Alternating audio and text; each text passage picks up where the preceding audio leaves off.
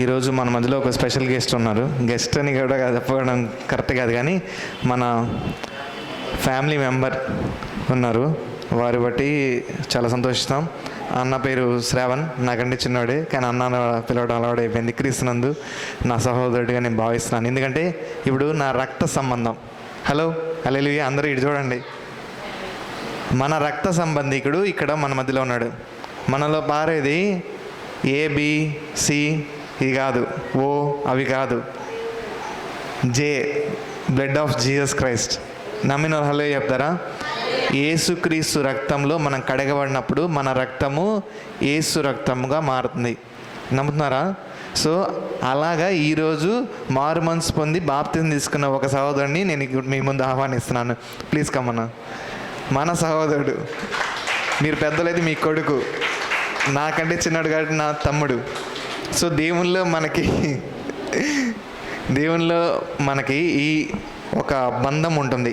అలాగే అన్న ఎలాగైతే దేవుని నమ్ముకున్నాడో, ఎలాగ రక్షింపడ్డాడో క్లుప్తంగా మనకి ఇప్పుడు చిన్న సాక్ష్యం చెప్పి దేవుని మహింపరచాలని కోరుతున్నాను. Thank you. శ్రావణ్ అన్న, కనిగిరి నుంచి వచ్చాను. Thank you brother. మొదటగా చేరువచ్చిన ప్రతి ఒక్కరికి మన ప్రభువును రక్షకుడైన ప్రభువైన యేసుక్రీస్తు నామంలో అందరికీ శుభాలు తెలియజేసుకుంటున్నా. ఈ మధ్యాహ్నకాల సమయంలో నా జీవితంలో జరిగిన నా సాక్ష్యాన్ని పంచుకోవాలనుకుంటున్నా. కొంచెం సేపు దయతో మీ అందరూ వినాలని ఆశపడుతున్నాం. లీడింగ్ కోసం ఒకసారి ప్రార్థన చేసుకుందాం.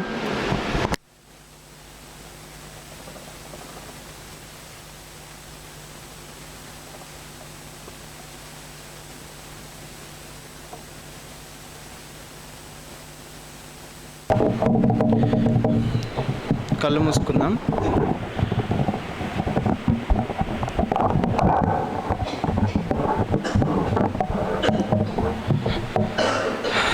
మహాపరిశుద్ధుడు అయిన గొప్ప దేవ, మహోన్నతుడు అయిన తండ్రి, సర్వోన్నతుడు అయిన దేవ, ఆకాశ మహాకాశాలను పట్టచాలని గొప్ప దేవ, అత్యున్నతుడు అయిన తండ్రి, నీ పరిశుద్ధ నామమునకు లేని వందనాలు, కృతజ్ఞతాస్తుతులు చెల్లించుకుంటున్నాను.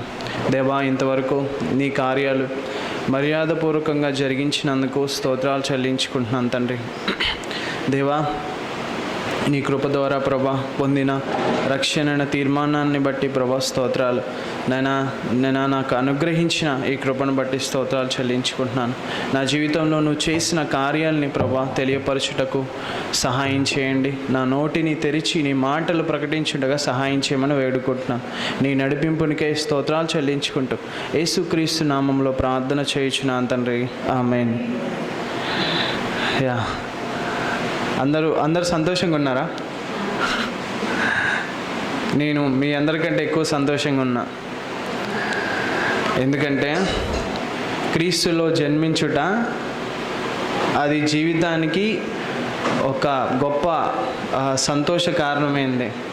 ఎందుకంటే మనకు తెలియకుండా మన తల్లి గర్భంలో జన్మిస్తాం, కానీ తెలిసి జన్మించడం అంటే ఆ ఒక సంతోషం నిజంగా నేను మనస్ఫూర్తిగా అనుభవిస్తున్నాను, ఫీల్ అవుతున్నాను కూడా. మొదటగా నాకు ఒక సహోదరుడు, మొత్తం మా కుటుంబంలో ముగ్గురం, ఒక అక్క, ఒక అన్న, నేను చివరి వాడిని. కనిగిరి ప్రాంతంలో ఉంటున్నాం మేము. నేను సాఫ్ట్వేర్ ఎంప్లాయీగా వర్క్ చేస్తున్నా. సో నా జీవితంలో ప్రభువుని, జీవము కలిగిన దేవుణ్ణి ఎలా నేను ఆయన తెలుసుకోగలిగాను అనేది నా సాక్ష్యాన్ని కొంచెం సమయంలో దానిని ముగించుకోవాలని ఆశపడుతున్నా. మొత్తానికి నిజంగా అసలు ఎలాగ జరిగింది నా జీవితంలో అనేది నేను చాలా చెప్పగలను. ప్రభువు ఎన్ని గొప్ప కార్యాలు నా జీవితంలో చేశాడనేది. కానీ కొంచెం సేపు మాత్రం నా రక్షణ ఎలా జరిగింది అనేది మీకు చెప్పాలని ఆశపడుతున్నాను. నేను చిన్ననాటి తనంలో మా ఫ్యామిలీ క్రిస్టియన్ బ్యాక్గ్రౌండ్ నుంచి మా తాతయ్య ప్రభువుని నమ్ముకున్నాడు. మా తాతయ్య అన్యులు నిజానికి, కానీ మా తాతయ్య ప్రభువుని తెలుసుకొని అన్నీ విడిచిపెట్టి ఆయన సువార్తని చేతపట్టుకొని దేవుని కోసం పని చేశాడు నమ్మకంగా. ఆయన చేసిన ఆ పరిచర్య ద్వారా నా కుటుంబీకులు, నా తల్లి దేవుని తెలుసుకుంది. నా తల్లి ద్వారా పుట్టబడిన మేము కూడా ప్రభువుని తెలుసుకోగలటానికి, ఏదంటే భక్తి జీవితంలోకి రాలేదు కానీ అసలు యేసు ప్రభు రక్షిస్తాడు, యేసు ప్రభు కాపాడుతాడు అని మాత్రమే చిన్ననాటి నుంచి నాకు తెలుసు. ఒక నేను ఇంటర్ దాకా వచ్చే వరకు యేసు ప్రభు రక్షిస్తాడు అంతే. అంటే మనం ఏదైనా బాధల్లో ఉంటే, శ్రమల్లో ఉంటేనే మన యేసు ప్రభు రక్షిస్తాడు, ఆయన దేవుడే అని ఆ యొక్క జ్ఞానం ఉంది. కానీ అసలు దేవునిలో ఉన్న సంతోషాన్ని ఇలా ఉంటుంది, దేవునిలో ఉన్న సంతోషం చాలా గొప్పగా ఉంటుంది ఈ లోకంలో ఉన్న వాటికంటే అనేది నేను తెలుసుకోలేకపోయా. నా చిన్ననాటి తనం నుంచి మా తల్లి చెప్పేది, నువ్వు బైబిల్ చదువుకో ప్రతిరోజు అని చెప్పి. ఏదైనా శ్రమ వస్తేనే, బాధ కలిగితేనే దేవుని వాక్యం చదువుకుంటున్న నా పరిస్థితుల్లో ఎన్నో దేవునికి విరుద్ధమైన కార్యాలు ఎన్నో చేస్తూ జీవిస్తున్న నన్ను ఒకరోజు జీవితంలో ఒక బాధ కలిగింది. నేను జీవితంలో ఏది సాధించలేను, నా వల్ల ఏది కాదు, నేను దేనికి పనికిరా అని చెప్పి. ఎందుకంటే నన్ను నేను చూసుకున్నప్పుడు నిజానికి నేను దేనికి పనికిరాను అని చెప్పి అర్థమైంది. అలాంటి పరిస్థితుల్లో దేవుడు నన్ను తాకాడు. యేసుక్రీస్తు ఎందుకు ఈ భూలోకానికి వచ్చాడు, అసలు యేసు ప్రభు మనిషిని ఎంతగా ప్రేమించాడు, ఆయన మనిషి కోసం తన ప్రాణాన్ని పెట్టాడని ఒక సువార్త ద్వారా నేను విన్నాను. ఆ రోజు ఒక బర్త్డే ఫంక్షన్లో ఐజాక్ పాస్టర్ గారు వాక్యాన్ని పంచుకుంటున్నప్పుడు తీర్పు గురించి, పరలోక రాజ్యం గురించి, మనిషి పాపముల గురించి ఆయన వివరిస్తున్నప్పుడు నా హృదయం మండింది. నిజంగా నేను ఆ వాక్యంలో చూసుకున్నప్పుడు నిజంగా నేను చాలా తప్పు చేస్తున్నా, నేను దేవుని విషయంలో చాలా విరుద్ధంగా ఉన్నాను, నేను సరి చేసుకోవాలని ఆ క్షణం నాకు అనిపించినప్పుడు రక్షణ తీర్మానం తీసుకున్న వారు తమ చేతులను ఎత్తమన్నప్పుడు నేను నాకు తెలియకుండానే మామూలుగా అయితే యేసు ప్రభు నేను నమ్ముకుంటున్నానని నా స్నేహితులకు కూడా తెలియదు. నీ వాక్యాన్ని అందరి ముందు చదివేవాడిని కాదు, యేసు ప్రభు నా దేవుడు అని చెప్పి నేను ఎవరికి చెప్పుకునేవాడిని కాదు. ఎందుకంటే యేసు ప్రభు తక్కువ కులస్తుల దేవుళ్ళు అని చెప్పి వీళ్ళు అంటారు. నా స్నేహితులు వాళ్ళందరూ చాలా గొప్పవాళ్ళు, గొప్ప ఇంటి వాళ్ళు.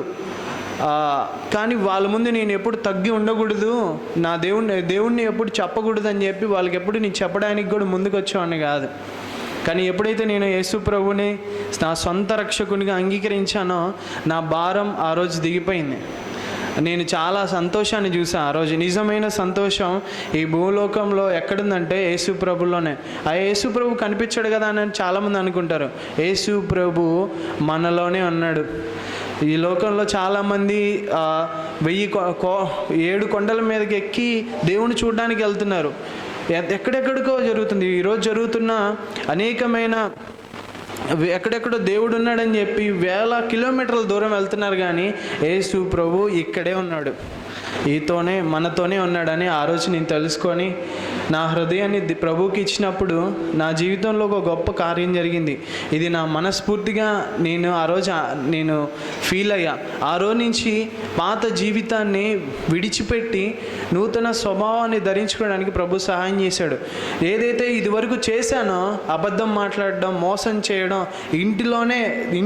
ఇంటిలోనే దొంగతనాలు చేసేవాడిని నేను. ఇంట్లో నా తల్లికి తెలియకుండానే ఇంట్లో దొంగతనాలు చేసేవాడిని నేను. అలాంటి నన్ను ఏదైతే చేశానో మునుపటి స్థితిలో అది ఆ తర్వాత అసహ్యంగా మారింది. ప్రభువా, నేను ఇంత తప్పు చేస్తున్నా, నేను నమ్మకంగా బ్రతకాలి అని తీర్మానం తీసుకున్నప్పుడు ప్రభు నన్ను తాకాడు. పనికిరాని నన్ను ఆయన కృప చూపించాడు. నా కృప నీకు చాలని దేవుని వాక్యంలో ఉంది కదా, ఆ కృపతోనే నన్ను నడిపిస్తూ తీసుకొచ్చాడు. ఏదైతే చేదు అనుభవాలు ఉన్నాయో దాంట్లోనే ప్రభువు నన్ను నిలబెట్టాడు, నడిపించాడు. మొన్నపున్న స్నేహితులందరూ నాకు ఇప్పుడు వ్యతిరేకం అయిపోయి వాళ్ళతో నాకు ఫ్రెండ్స్ ఎవరు లేరు నిజానికి. ఆ తర్వాత ఎవరైనా ఫ్రెండ్స్ రమ్మన్నా కూడా లేదు, నేను ఇలా రాను, బైబిల్ వాక్యం చెప్తుంది దుష్ట సాంగత్యం మంచిది కాదని చెప్పి నేను రాను, ఇలాంటి పనులు చేయొద్దు అని అన్నప్పుడు వాళ్ళందరూ నన్ను అరే దేవుడు బిడ్డ వచ్చారా అని చెప్పి నన్ను అలా ఎక్కిరించేవాళ్ళు. అయినా వాళ్ళ కోసం ప్రార్థన చేసేవాడిని. వాళ్ళు ఆ తర్వాత నుంచి నాకు దూరం అయిపోయారు నా ఫ్రెండ్స్ అంతా. నాకంటూ ఫ్రెండ్స్ ఆ తర్వాత నుంచి ఎవరు లేరు. ఆ ఒంటరి జీవితాన్ని జీవిస్తున్నప్పుడు ప్రభువా నీవే నా సహాయకుడు, నా దేవుడు అని చెప్పి ప్రతిరోజు నా జీవితంలో 3 సంవత్సరాలు అలానే గడిచిపోయాయి. రక్షించబడిన తర్వాత 3 సంవత్సరాలు గడిచిపోయాయి. కానీ ఎవరు కూడా బాప్తీసం తీసుకోవాలి, బాప్తీసం ఒప్పుకోలు ఉంటుంది అని నాకు చెప్పిన వారు లేరు. దాని గురించి నేను ఆలోచించింది లేదు.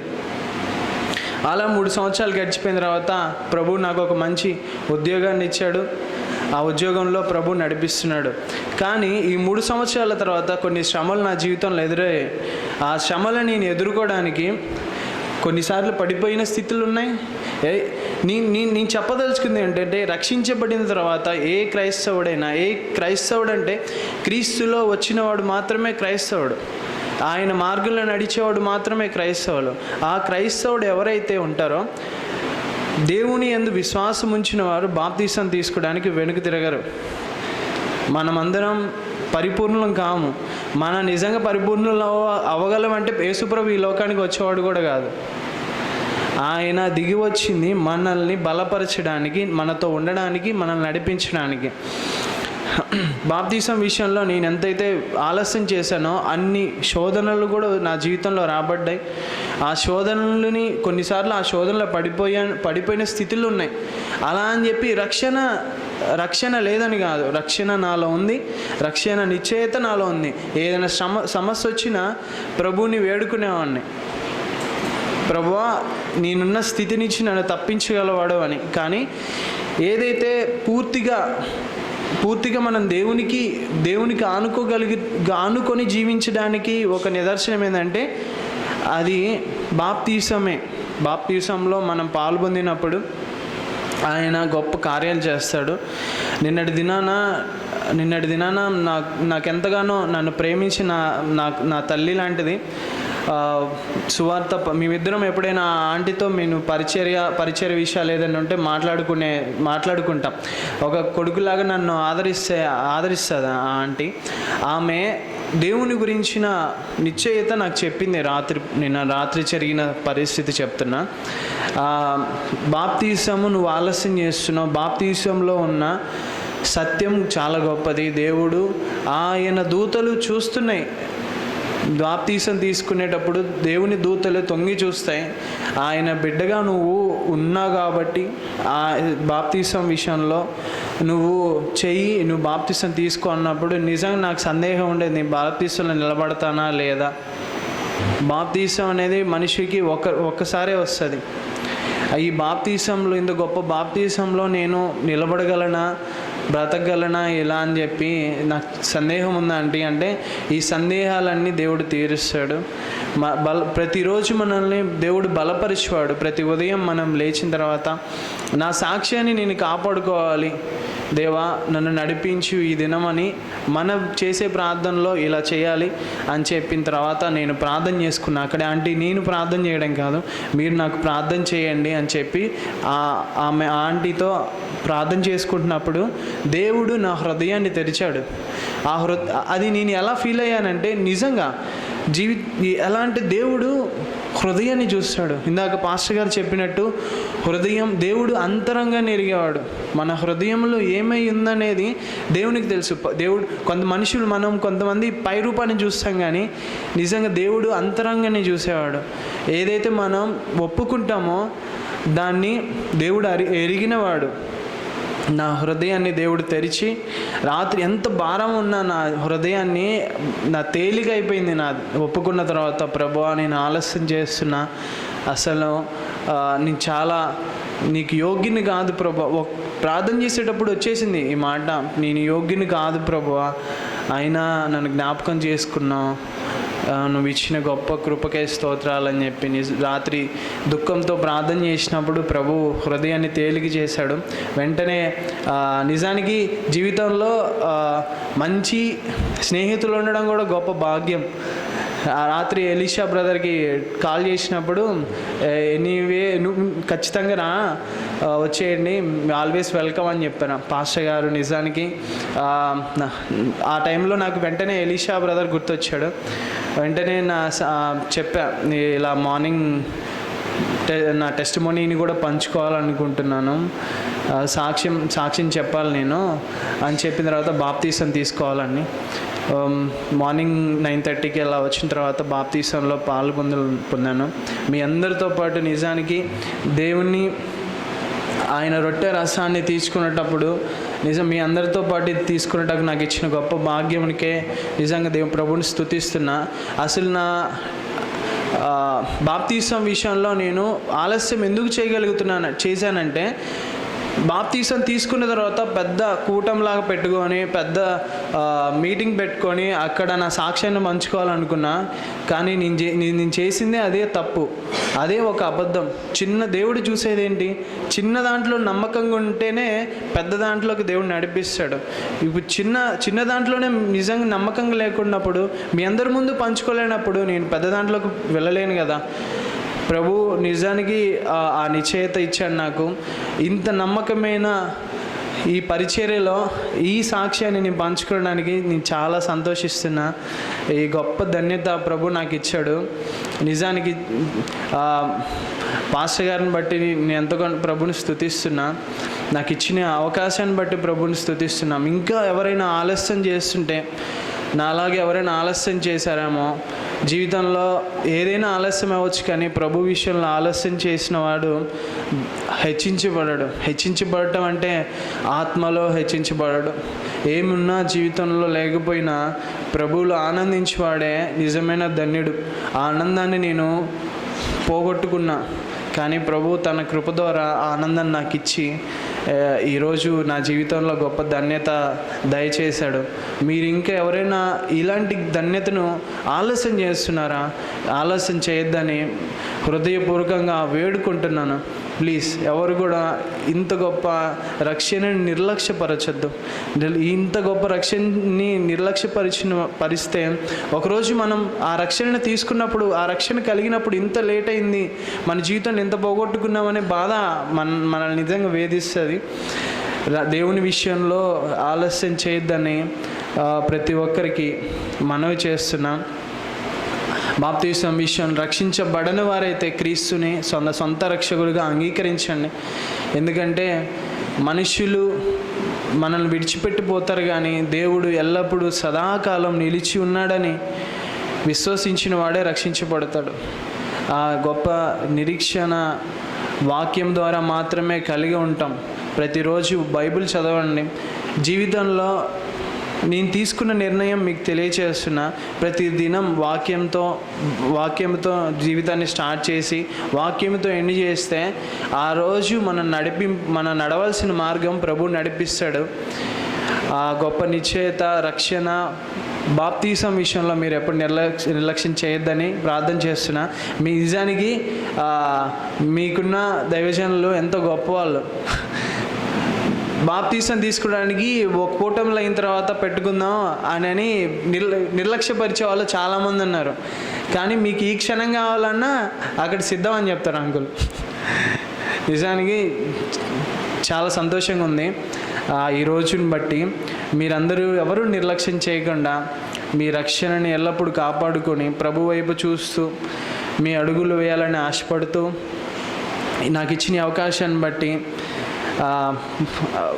పాస్టర్ గారికి, ఎలీషా బ్రదర్కి వందనాలు చెప్పుకుంటున్నా.